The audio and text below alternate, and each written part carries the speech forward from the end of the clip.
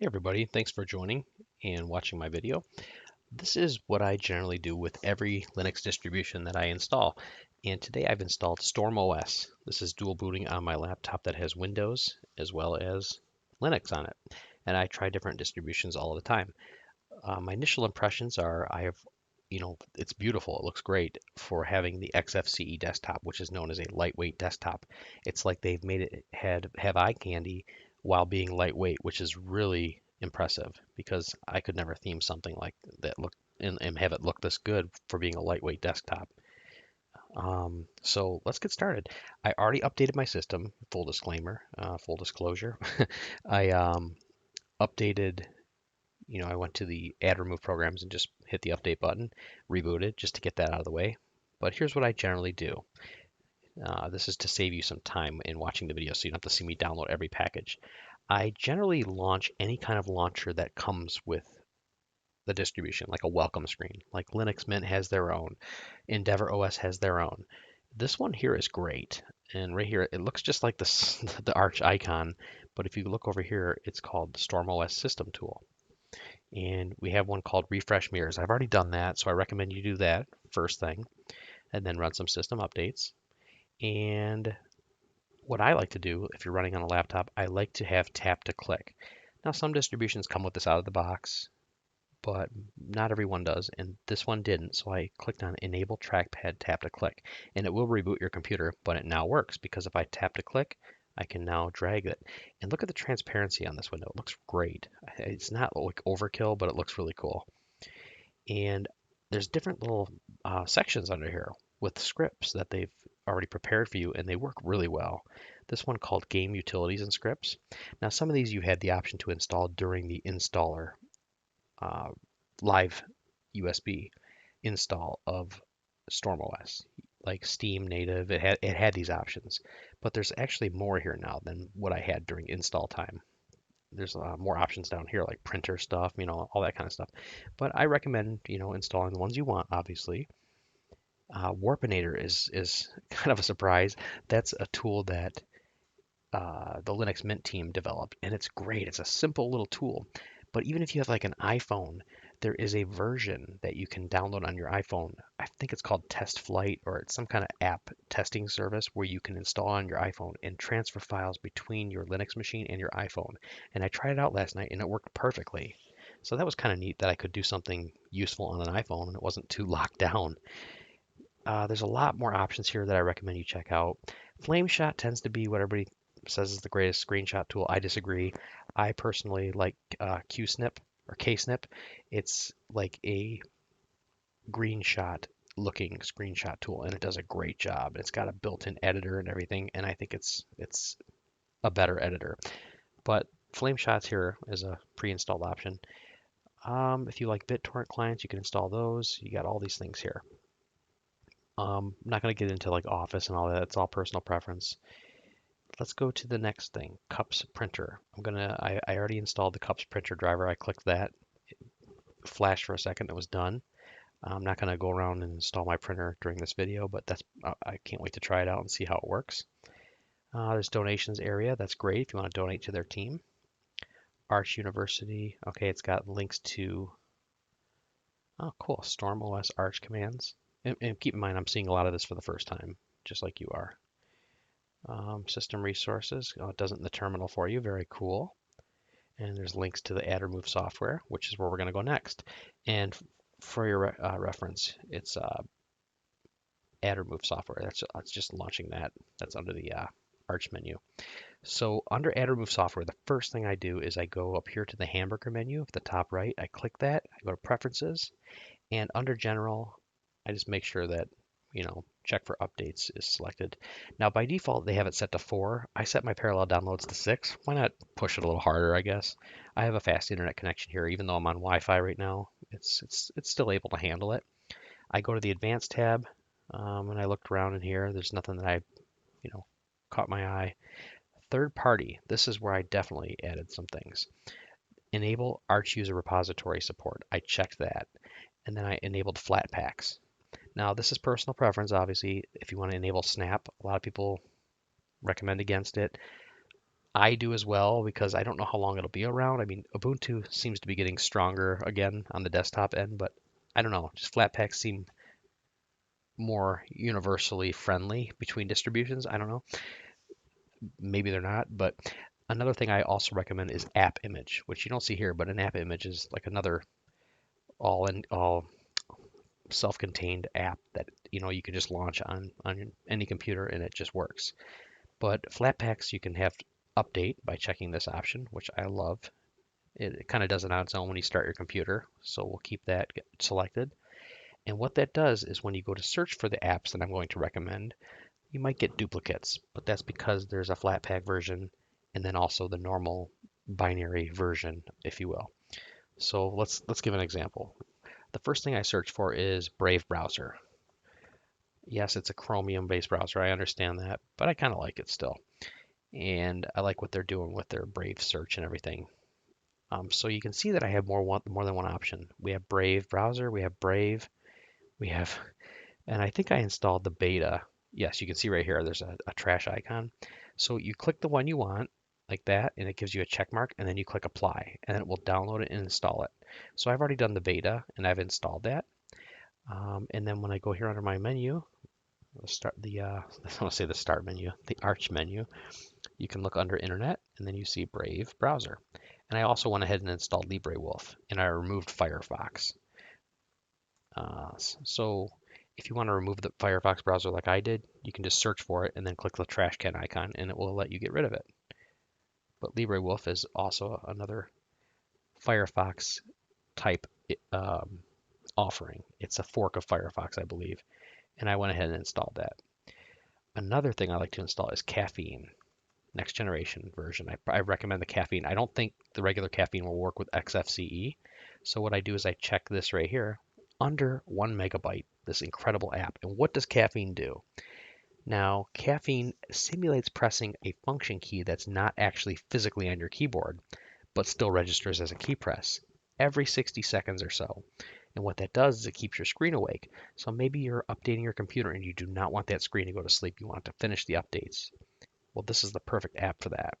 And let me launch Caffeine to show you. You're actually going to launch just Caffeine NG, that's what it's called.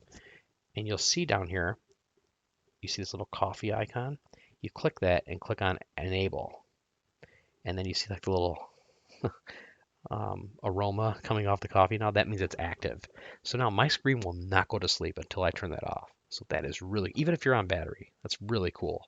So then if you're just downloading something or, rendering a video and you do not want your computer to go to sleep, well, now you don't have to worry about that. There is an option here built into StormOS, I'll mention. If you click the power icon or your battery icon, there is a thing called presentation mode. I'm not too familiar with what that does or how well it works, but maybe you can try it out. But right here, oh, this is cool. It tells you right here, caffeine is currently inhibiting power management. Now that is cool. So let's turn that back off because I don't need presentation mode. Caffeine is already doing its thing. Under here, I click, when I click the power manager icon, if you click this power and you go to settings, you got this power manager thing right here, right? Now it's up to you what you want to do, but when power button is pressed, I like to usually shut down. And really that's it. I mean, nothing else I don't want to mess with anything else. And then I click close. So now if I hit the power button, it'll shut down my computer for me. So what else should we do? Let's see. I'm gonna go look around here. We're gonna check for some more apps. Another one is Audacity. I already went ahead and installed that to save some time. You can see right here. And out of the box, when I install this, it gives me the option to install Time Shift. I highly recommend you use that because it is a handy, I'm not going to call it a backup application, but a snapshot application. So if I look for Time Shift, you'll see that I already have it installed right here, Time Shift binary. So you would check that and install it. And we're going to go launch it. And right here, it's going to walk you through a wizard where it asks you if you want to choose rsync or BTRFS. I recommend you choose rsync, especially if you're not running the BTRFS file system. And then when you click on that, it's going to ask you how often you want to do a backup. I myself like to do weekly, and I do 3 backups, which means it'll keep 3 backups on hand at all times, and it will back it up weekly. And then I just click OK through the wizard, and it will take you to this screen eventually. And this is where you'll end up. And then you can just create your own backup. This is the wizard I was talking about that you'll see. And you click next, next. And right here, weekly, I do keep 3. I do next. And then it'll ask you what directories you want to back up. I just do root and home, exclude all files. It's just going to do, okay, well, that's the default. User home directories are excluded by default unless you enable them. You can. Then I go to next and I click finish. What you can do at that point is click create. I'm not going to do that now because I'm actually recording a 60 frames per second video, so it would really just butcher my system resources. But I would click create if you want to do that first backup, and then it will still continue to do this every week like you selected. And then you can just close this and never think about it again until you need to recover a backup. The reason I do this early on is because after I've updated my system and everything, then I do a backup, and then anything I do that screws up my system, I can then go ahead and recover it. And I've done that in the past. I've screwed up my system because I'm always tinkering with things. Something bad is bound to happen at some point. And then I opened up TimeShift, I picked a backup, it recovered it, rebooted, and I was back to that state when it worked, and it was perfect. It worked so well. So let's see. Is there anything else I could think of that we should cover in this video? So you saw that I installed Audacity already, and if you go to multimedia, you should see that. Icons on here look sweet. Let's see how fast it launches. Launches really fast because again, we're running this desktop environment, this XFCE, I mean, that takes up such little resources. And let's check resources. Oops. Task Manager. And we can see right here, I'm using 1.7 gigs of memory. And keep in mind, I'm recording video though. And that's taking up some RAM. Let's see what, let's see, 364 meg. There you go. I mean, right up. So that's pretty impressive. Audacity's eating up 140 just sitting here. Yikes. Let's close that. So now you can see I'm already down a little bit more. And there we are. 1.6. Let's see if it jumps down now. Caffeine, I'm surprised. That takes up 65 megs. I mean, I'm okay with 65 megabytes of memory. I'm not actually using caffeine, so I can quit that. And it highlights what I just did. It highlighted that something's happening. So then it detects that it closed. Okay, cool. So why is the memory not updating up here? Let's close this and go back to Task Manager. Huh, that's interesting. Maybe it just wants to use up 1.6 gigs of memory to keep itself running stable and fast. Let's go check one more app that I forgot to install. And that would be, let's go to Add Remove Programs. And the app, what am I doing? Does my brain work today? No, it does not.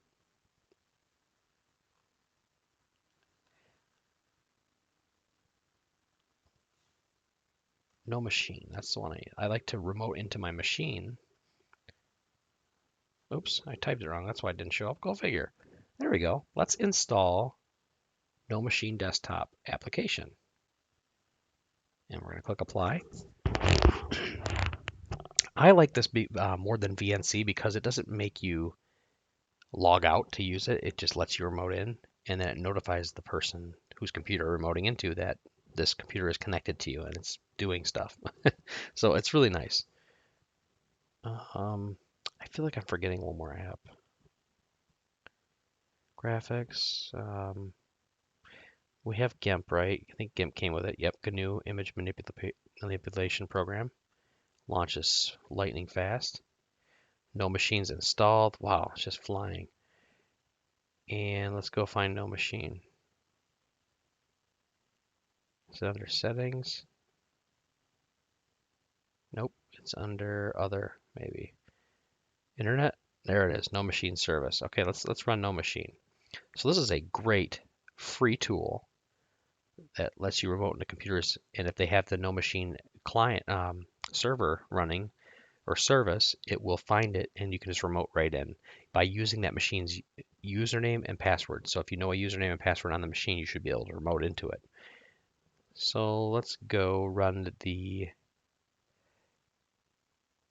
um, service and make sure that's running. Server is running. Look how easy that was. It's like everything is here. That is incredible. Um, Actually, I should have that checked. And then I'm gonna click. There should be an unlock icon. Changes enabled. Okay. And you click this, and it should let you configure it and then start it. There we go. Wow, that was so easy.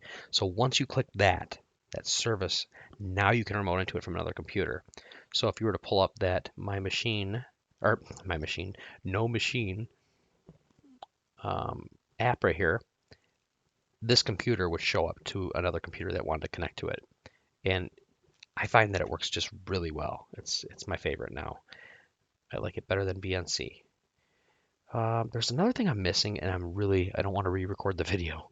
Um, and I'm trying to think what it is. We did Audacity, which is great. It's kind of a patched together Office suite. It's Abby Word, Osmo, Personal Organizer, Planner. I don't think I've ever used that. Let's see. Oh, cool. It's like a simple planner. I don't want to synchronize with any accounts. Another thing is mail clients. Let's see if we type the word mail. So there's a mail reader app. I recommend Mozilla Thunderbird, but I'd be, oh, it is it is Mozilla Thunderbird, so that's great. So they just named it to mail here. That's really handy. And we did caffeine. You can even see the HP device manager. Wow, I feel like this has got so much for how little and fast it is, for just how lean this runs. Wow, this is incredible. I'm really surprised.